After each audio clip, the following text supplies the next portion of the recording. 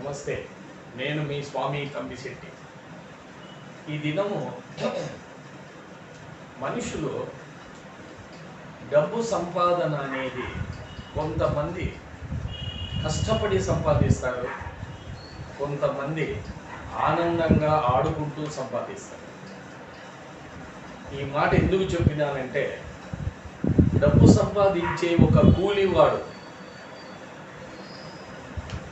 గుంతలు తవ్వి పునాదులకు గుంతలు తవ్వేటప్పుడు ఎంత కష్టపడతాడో, కాలువలు కట్టేదానికి తవ్వేటప్పుడు ఎంత కష్టపడతాడో, చెమటోడ్చి కష్టపడితే వారికి డబ్బు వస్తుంది. కానీ అదే కొంతమంది ఫ్యాన్ కాలి కింద ఏసీ రూముల్లో కూర్చొని కంప్యూటర్ అనే ఆయుధంతో ఎంతో ఈజీగా సునాయాసంగా వాళ్ళ కష్టం ఒకవేళ ఉంటే ఉండొచ్చు, కానీ వీరు కష్టపడి సంపాదించినంతగా వారు కష్టపడేది ఉండదు.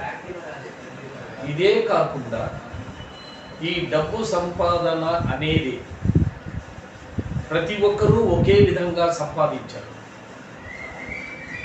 మనుషులు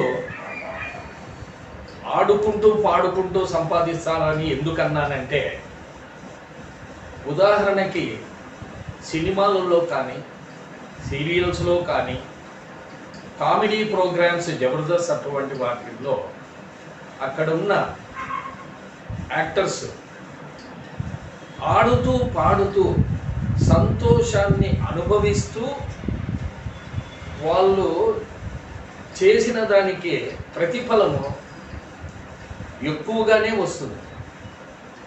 కానీ వీరి మాదిరి కష్టపడి సంపాదించేది ఉండదు. వీరు ఆనందంగా ఆడుకుంటూ సంపాదిస్తారు. భగవంతుడు సంపాదన అనే దానిలో ఒక్కొక్కరికి ఒక్కొక్క దారి చూపించినా కూడా, ఒకరు కష్టపడి సంపాదిస్తారు, ఒకరు సునాయాసంగా సంపాదిస్తారు. దీనికి మామూలుగా మనము చెప్పుకునేది, దీనికి కారణం ఏమంటే మన యొక్క విధిరాత తలరాత అంటారు. దీంట్లో ముఖ్యంగా మనము ఈ విధిరాతను మార్చుకోవాలా, ఏదన్నా చేయాలంటే పిల్లలప్పటి నుంచే కష్టపడి చదవాలా, మంచి మార్కులతో ఉన్నత విద్యాభ్యాసం చేస్తే డబ్బు సంపాదన సునాయాసంగా ఉంటుంది. అవకాశాలు లేక, పెద్దల ప్రోత్సాహము లేక, పూర్వీకుల ఆశలు లేక, మొట్టమొదటి నుంచి ఆ కుటుంబంలో కష్టపడి సంపాదించేదే ఉంటుంది.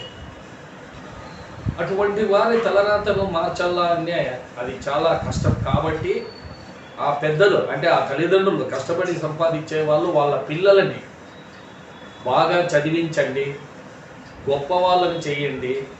మీరు పడే కష్టము కాకుండా వారు మీరు చెప్పినట్టుగా ఏసీ రూముల్లో కూర్చొని కష్టము లేకుండా చెమట పట్టకుండా సంపాదించే ఏర్పాటు తల్లిదండ్రుల చేతుల్లోనే ఉంది. కాబట్టి సంపాదన అనేది కష్టమా సుఖమా అనేది వదిలేస్తే, ఇవి రెండు దేని మీద డిపెండ్ అవుతుందంటే, సుఖం అనేది చదువు విద్యాభ్యాసం మీదనే ఆధారపడుతుంది. ఇప్పటి నుండి కష్టము లేకుండా సంపాదించాలనే ఆలోచన మనం క్రియేట్ చేసుకుంటే, మనం బాగా కష్టపడి చదవాలి, మంచి మార్కులతో మంచి ఉద్యోగం సంపాదించుకుంటే ఈ కష్టం అనే దాన్ని పారద్రోలచ్చు. ఇదేదో ఖచ్చితంగా మీరు కష్టపడే సంపాదించాలని ఒక కుటుంబానికి, నువ్వు హాయిగా ఆడుకుంటూ పాడుకుంటూ సంపాదించమని ఇంకో కుటుంబానికి భగవంతుడు రాయలేదు.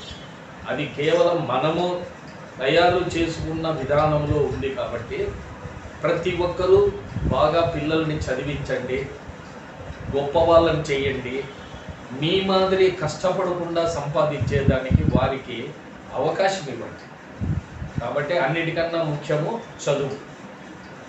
నమస్తే. ఈ ఎపిసోడ్ మీకు నచ్చితే లైక్ చేయండి, షేర్ చేయండి, తప్పకుండా సబ్స్క్రైబ్ చేయండి. నమస్తే, మీ స్వామి కంబిశెట్టి.